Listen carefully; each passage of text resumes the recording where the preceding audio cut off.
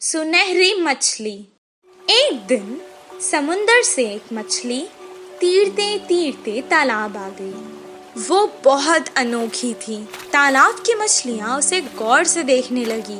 उसी वक्त एक मछुआरा वहाँ तालाब की मछलियाँ पकड़ने आया। तालाब के मछलियों को शिकारी के बारे में पता था। जैसे ही उसने जाल डाला, सारी मछलियाँ तुरंत वहाँ से भाग गई और ये सुनहरी मछली जाल में फंस गई। मछुआरे ने कहा, ये मछली तो कितनी बड़ी है, इसे मैं घर ले जाकर छोटे छोटे टुकड़े कर कर सुखा कर बहुत दिन तक खा सकता हूँ। ओ मछुआरे, मुझे मत मारो, मैं तुम्हारी मदद कर सकती हूँ। मछली की बातें सुनकर, अरे ये मछली तो बात भी कर सकती है, बताओ तुम मेरी क्या मदद कर सकती हो?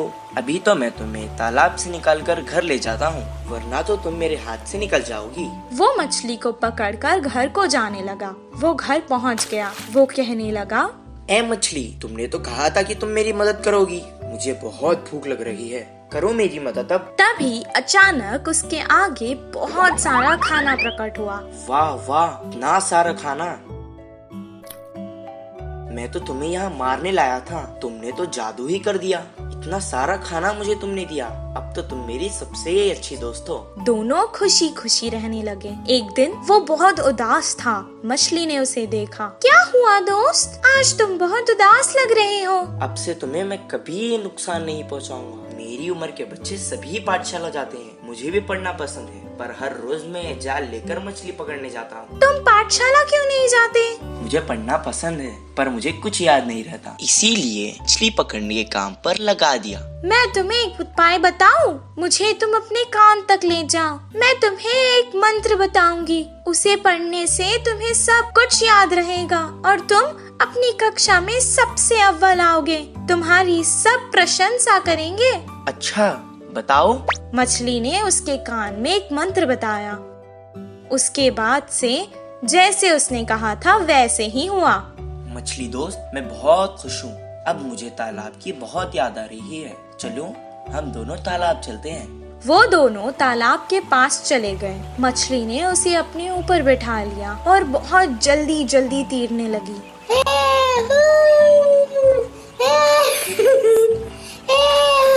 और उसने सारे तालाब की सैर करवाई उसे। सबको देखकर वो बहुत खुश हुआ। जब उसका मन भर गया, वो वापस घर जाने लगा।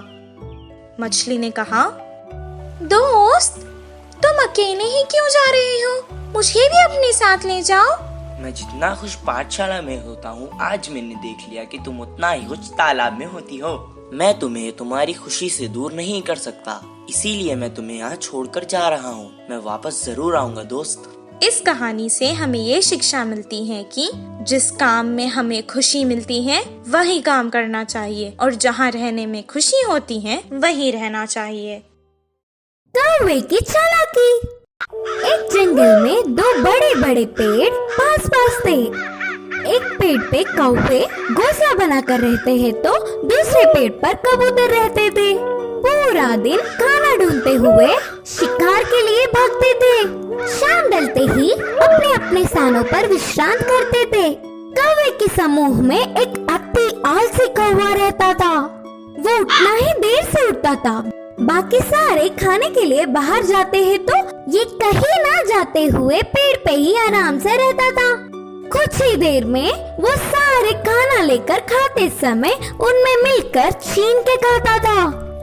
ऐसे उस दिन उनके लाई हुई खाने को समेटकर कौवे एक तरफ और कबूतर एक तरफ समूह में आकर खाते हैं।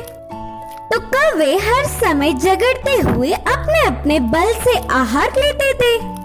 कबूतर तो सब मिलजुल कर रहते थे, बिना किसी झंझट के एक सामान बांटकर खाते थे। उन कबूतरों की एकता देख आलसी कौवे ने सोचा कि आहा, उन कबूतरों को तो देखो कितने अच्छे हैं और हमारे देखो कैसे हैं। छी, अगर जन्म लेना ही है तो शेर की तरह लेना चाहिए या फिर कबूतरों की तरह लेना चाहिए। बोलकर बहुत ही उदास हुआ। कुछ देर सोच में पड़ गया और चालाकी से एक चाल चली।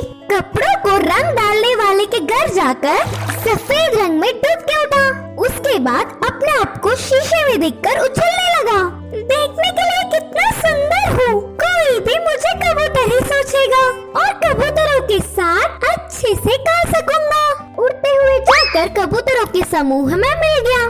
धीरे से अच्छे से गा रहा था। गाने के लिए झगड़ा कर रहे कौवे को देख नफरत करने लगा।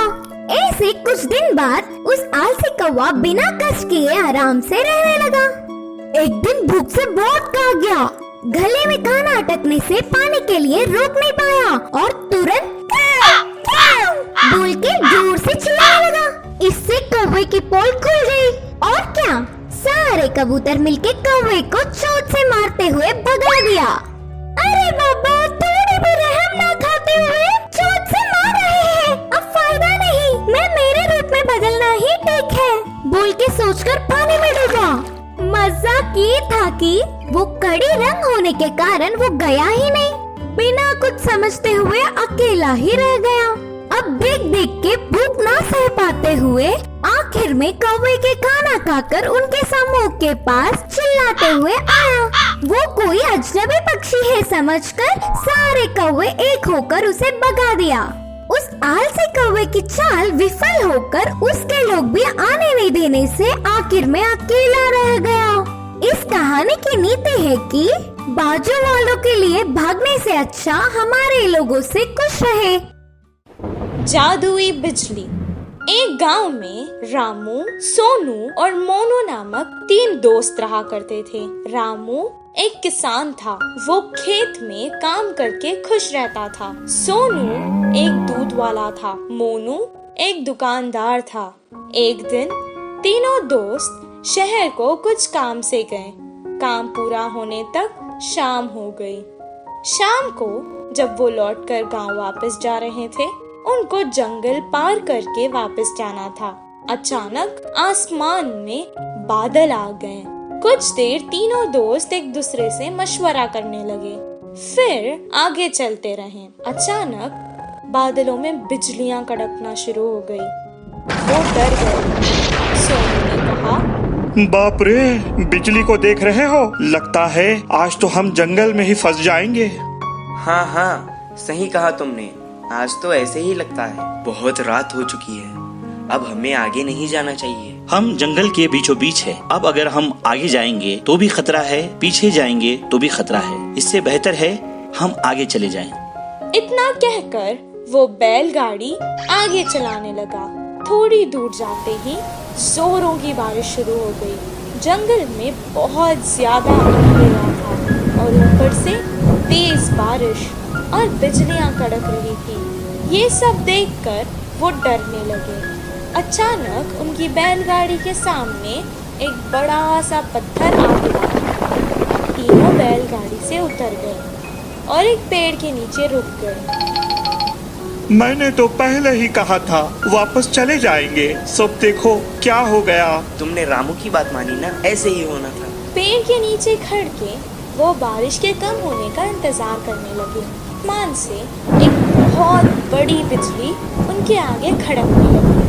जंगल में बहुत ज्यादा अंधेरा था और ऊपर से तेज बारिश और बिजलियां भी कड़क रही थी। ये सब देखकर वो डरने लगे।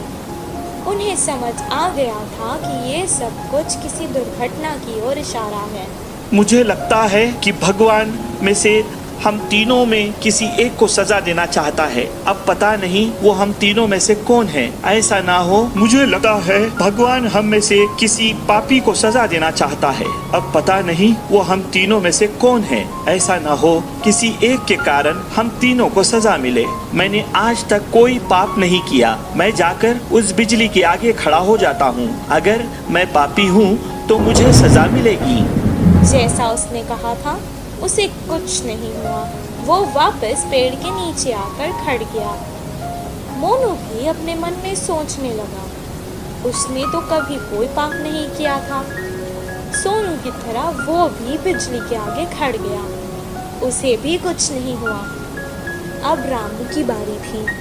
वो सोचने लगा कि बाकी दोनों तो बच गए, अब भगवान को उसे ही सजा देनी होगी। लेकिन उसने भी तो कोई पाप नहीं किया था। वो डरते डरते बिजली के आगे खड़ गया। तभी अचानक बिजली वहां से पेड़ की तरफ चली गई और पेड़ के ऊपर गिर गई। पेड़ जल गया और उसके नीचे खड़े सोनू और मोनू मर गए। रामू को कुछ देर तक समझ ही नहीं आया कि आखिर हो क्या रहा है। दोनों दोस्तों की मौत पर वो बहुत दुखी हुआ और रोने लगा। हे भगवान, ये क्या हो गया? अगर अब मैं इन दोनों के बिना गांव जाऊंगा तो गांव के लोग मुझे ही इनका मौत का जिम्मेदार समझेंगे और मेरी बहुत बेइज्जती होगी। इससे बेहतर है मैं यहीं अपने दोस्तों के साथ मर जाता हूँ। रामू बहुत देर तक रोने लगा और रोते रोते वो भी मर गया। और अचानक एक देवी आकाश से प्रकट हुई और वो रामू की अच्छाई से बहुत खुश हुई, इसलिए उसने तीनों को जीवित कर दिया। रामू, तुम बहुत अच्छे हो इंसान। रामू, तुम बहुत अच्छे इंसान हो। तुमने कभी कोई पाप नहीं किया है।